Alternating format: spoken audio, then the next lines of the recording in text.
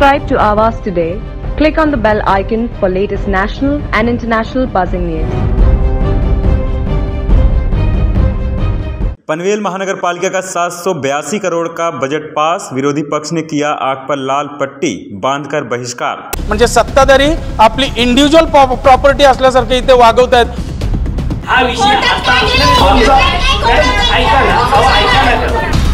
आणि ते मध्येच महासभा सोडून गेले। पूर्णतः विरोधाने आज सभागृह सोडलेला आहे। तो इसके बारे में वो अगर बात करते थे तो ज़्यादा अच्छा था।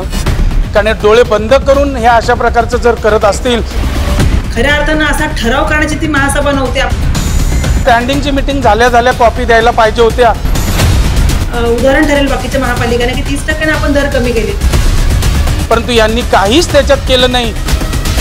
हमने जो वर्ड दिया था वो हमने कंप्लीट किया हुआ है। पनवेल महानगर पालिका का 2021-22 का बजट स्टैंडिंग कमेटी के चेयरमैन संतोष शेट्टी ने महासभा में पेश कर 782 करोड़ का बजट मंजूर कर दिया है।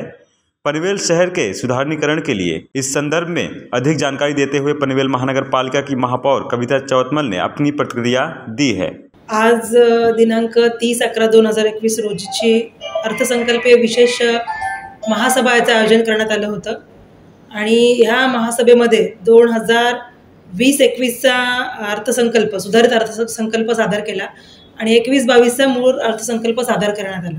खऱ्या अर्थानं हा अर्थसंकल्प सादर करत असताना यापूर्वी तो स्थायी समिती सभेमध्ये मंजूर झालेला असल्यामुळेच तो महासभेमध्ये आला आणि आजच्या महासभेमध्ये आल्यानंतर त्याच्यावर चर्चा होणं अपेक्षित होतं की कुठला हेड आपल्याला वाढवायचा आहे, कुठल्या हेडच्या अंतर्गत आपल्याला त्याच्यामध्ये निधी वाढवायचा आहे किंवा कमी करायचा आहे किंवा नवीन हेड काय करायचं आहे, सूचना सभागृहामध्ये अपेक्षित होत्या। परंतु विरोधी पक्षनेत्यांनी अशा कुठल्याही प्रकारे चर्चा न करता एकच मुद्दा त्यांनी घेतला। पहिला जो जमेचा मुद्दा होता की ज्याच्यामध्ये प्रॉपर्टी टॅक्सचा मुद्दा होता, तर त्यांनी सांगितलं की हा प्रॉपर्टी टॅक्स 50% कमी करायचा ठराव करा। खऱ्या अर्थानं असा ठराव करण्याची ती महासभा नव्हती। आपल्या सर्वांना माहिती आहे, जर अभ्यासपूर्वक आपण याचा जर विचार केला तर कराचे दर ठरवण्याची महासभा ही पूर्वी झालेली आहे, ज्याच्यामध्ये आपण नागरिकांना फायदा व्हावा ह्यासाठी आपण जो कराचे दर होते 30%नेच आपण कमी केले त्या महासभेने। म्हणजे मला वाटतं आपली पालिका ही उदाहरण ठरेल बाकीच्या महापालिकाने की 30%ने आपण दर कमी केले आणि ही वेगळी महासभा असते। आजची जी महासभा होती पूर्णपणे वेगळी महासभा होती, ज्याच्यामध्ये आपल्याला प्रॉपर्टी टॅक्सवरची महासभा नव्हती, तर संपूर्ण अर्थसंकल्पावरची महासभा होती आणि प्रॉपर्टी टॅक्स त्यातला एक छोटासा मुद्दा होता।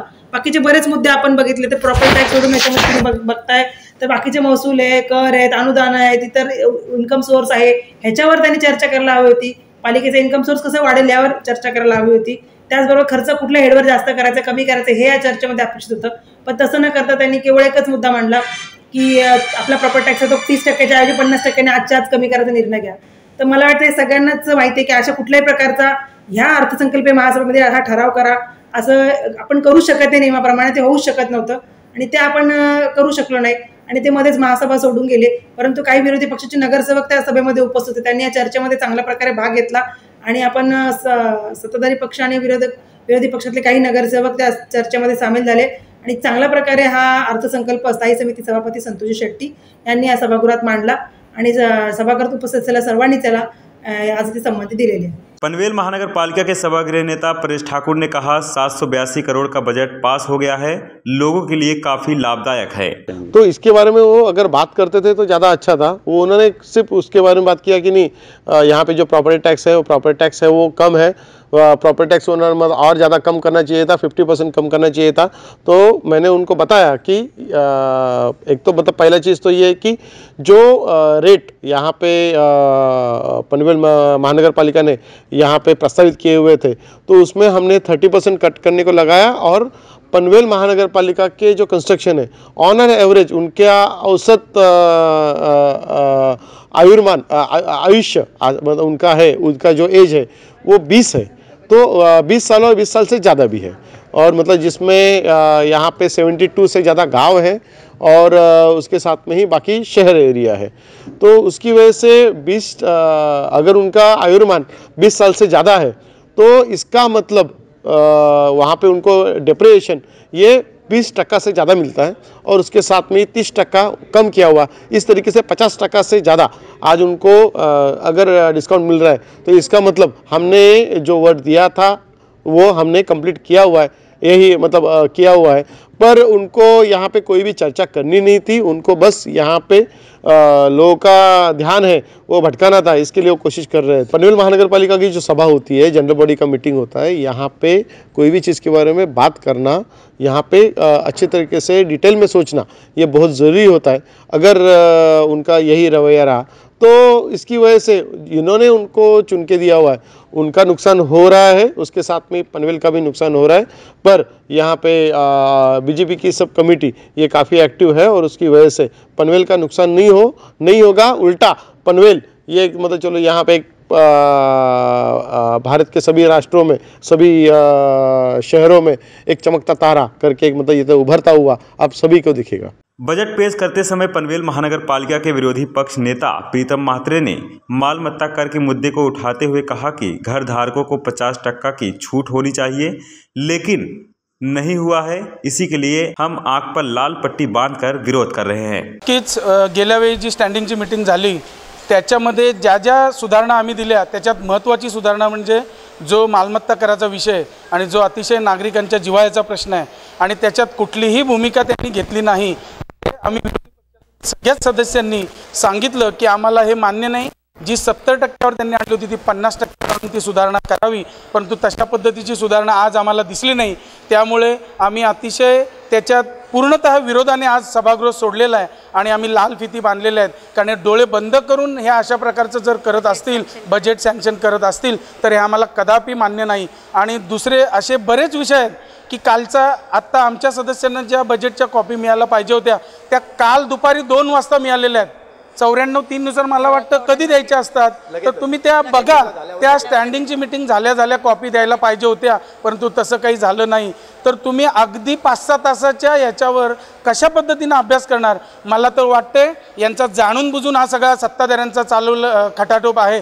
कारण त्यांना ते बजेटची अमाऊंट जी आपली याची आपली टॅक्सची अमाऊंट जी फुगवायची होती आणि नागरिकांची लूट करायची होती, ही लूट त्यांनी करून दाखवलेली आहे। परंतु आम्ही ही लूट नागरिकांची होऊ देणार नाही। आता आम्ही लगेचच ही धाव माननीय मुख्यमंत्री साहेब, माननीय उपमुख्यमंत्री साहेब आणि आमच्या आदितीताई तटकरे मॅडम आणि एकनाथजी शिंदे साहेब यांच्याकडे धाव घेणार आहोत। कारण त्यांनी सुद्धा तशा प्रकारच्या सूचना गेल्या वेळी प्रशासनाला दिल्या होत्या, परंतु यांनी काहीच त्याच्यात केलं नाही। म्हणजे सत्ताधारी आपली इंडिव्हिज्युअल प्रॉपर्टी असल्यासारखे इथे वागवत आहेत, परंतु नागरिक हे कदापि विसरणार नाही। आणि ही जोपर्यंत 50%वर कर येत नाही तोपर्यंत आम्ही त्याला मान्यता देणार नाही, हे आमचा ठाम निर्णय आहे।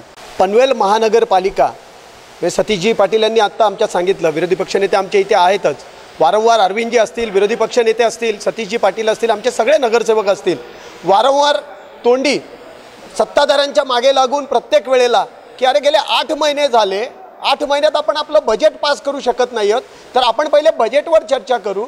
परंतु 8 महिने या सत्ताधाऱ्यांना त्याची कुठेही आठवण झाली नाही। आज कुठेतरी घाईघाईत आज 2022-23चा अर्थसंकल्प मांडायची वेळ आली, त्या वेळात यांच्याकडचा हा अर्थसंकल्प आत्ता मंजुरीसाठी येतोय। कारण काय सांगतायत? कोविडचं। मागे देखील आमच्या विरोधी पक्षनेत्याने तशा प्रकारची मागणी आघाडीच्या माध्यमातून सतीश पाटील असतील ती केली होती की आम्हाला आपण फिजिकल डिस्टन्स ठेवून सभागृहात आपण आमची 15 लोक तुमची 15 लोक बसून या बजेटवरती चर्चा करू। पण मुळात यांना बजेट काय, कशासाठी असतं, काय असतं हे सत्ताधाऱ्यांना माहीत नसल्यामुळे या बजेटवरती त्यांना तितकंसं स्वारस्य नव्हतं। आणि बजेट हा विषय जो आहे महानगरपालिकेच्या बाबतीत सत्ताधारी नगरसेवकांचं पण टॅक्सेशनच्या बाबतीत कोर्टात गेलेले आहेत। न्यायालयीन विषय असताना देखील हा जो टॅक्सेशनचा विषय महानगरपालिकेचा आजचा जो लावलेला विषय आहे, यामध्ये आमची भूमिका एवढीच होती की स्टँडिंगला आम्ही त्या बाबतीत मागणी केली होती की आमची मागणी ही 50% कर हा कमी करावा आणि मगच ती तरतुदीमध्ये धरावं। हा टॅक्सेशन पूर्वी 1250 कोटी रुपयाचा होतं, आजची त्याची कॉस्ट आली 734 कोटी। मग जर बजेट हा अर्थसंकल्प 8 महिन्यात 550 कोटी रुपये कमी होऊ शकतो, आमची एक साधी मागणी होती जी स्टँडिंगमध्ये आम्ही मागणी मागितली होती। त्यावेळी सन्मान्य सभागृह नेत्यांनी आम्हाला सभागृह सोडू नका, आपण चर्चा करू, चर्चांती याच्यावर निर्णय करू अशा प्रकारची विनंती केली होती। पनवेल महानगरपालिके एकीकडे LBDचे 200 कोटी रुपये म्हणजे कारखानदार आणि स्टील मार्केट यांच्याकडे रद्द करतोय। त्याच्यासाठी मी कालच मुंबई हायकोर्टात न्यायालय याच्यामध्ये याचिका दाखल केली आणि ती याचिका दाखल केल्याची कॉपी मी आज अर्थ बजेटमध्ये दिली.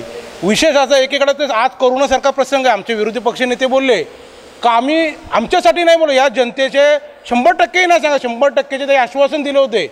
तुम्ही जर त्यांचा अजेंडा बघितला महानगरपालिकेचं तर त्या सत्ताधाऱ्यांचं का तुम्ही पाहिलं तर त्याच्यामध्ये सांगितलं होतं का आम्ही 5 वर्ष कोणताही मालमत्ता कर घेणार नाही. आणि अचानक त्यांना वर्ष 2 वर्षामध्ये जाग आली का आपण मालमत्ता कराबद्दल घ्यायला पाहिजे. मग जर मालमत्ता कर घेत असं मग आमच्या गरीब लोकांचं न हित बघता इंडस्ट्रीवाल्यांचं तुम्ही पाहता, तुम्ही स्टील मार्केटचं पाहता, म्हणजे LBDचे 200-250 कोटी रुपये तुम्ही सोडता आणि आमच्या सामान्य नागरिकांचं काय नाही. आज कोरोनासारखी महापरिस्थिती असताना आपण याच्याकडे आमच्या विरोधी पक्षांनी सांगितलं 70%ची मागणी केली होतीच, पण 70% ऐवजी 50% दिले तरी चालेल असं आमचे नेते गणेश कडूसुद्धा बोलले. का गणेश कडूंचा सुद्धा उद्देश आमच्या नगरसेवकांचा तेच मुद्दा होतं का आम्हाला 50% तरी तुम्ही मालमत्ता कर ठेवा. प्रथमतः मी या सत्ताधाऱ्यांचा निषेध करतोय. एक 5 वर्षापूर्वी जेव्हा इलेक्शन लागलं तेव्हा आम्ही सुद्धा सांगितलं होतं का 5 वर्ष कर लावणार नाही आणि ह्यांनी पण यांच्या घटनेमध्ये लिहिलं होतं भाजपच्या का आम्ही 5 वर्ष कर लागून देणार नाही. आणि मग ताबडतोब का असे बदलायला लागले. वास्तविक पाहता गेल्या 2 महिन्यापूर्वी आपल्या आदित्यताई पालकमंत्री आहेत, एकनाथ शिंदे साहेब उपमुख्यमंत्री आपले अजितदादा पवार साहेब आहेत, यांच्या माध्यमाने सह्याद्रीवर मीटिंग झाली होती आणि हा मालमत्ता कराच्या विषयी विशेषतः जे खासदार आहेत आपले बारणे साहेब यांनीसुद्धा याला विरोध केला आहे. हा सगळा विरोध लक्षात घेता ही मीटिंग लावली होती. तेव्हा जे नगरविकास मंत्री आहेत त्यांनी त्यावेळी सांगितलं काही कोर्टात मामला असल्यामुळे ॲज इट इज आपण ठेवूया आणि त्याप्रमाणे तेव्हा आदेश दिला होता. आणि मागच्या स्टँडिंगलासुद्धा त्याविषयी आपले गणेश कडू साहेब चर्चा केली का मालमत्ता कर हा महत्त्वाचा आहे. LBT 200-250 करोड तुम्ही माफ करताय आणि गोरगरिबांवर हा टॅक्स लावताय. वीडियो जर्नलिस्ट कुणाल जयतपाल के साथ पंकज बेनवंशी की रिपोर्ट, आवाज today, Panvel. Subscribe to Awaaz today. Click on the bell icon for latest national and international buzzing news.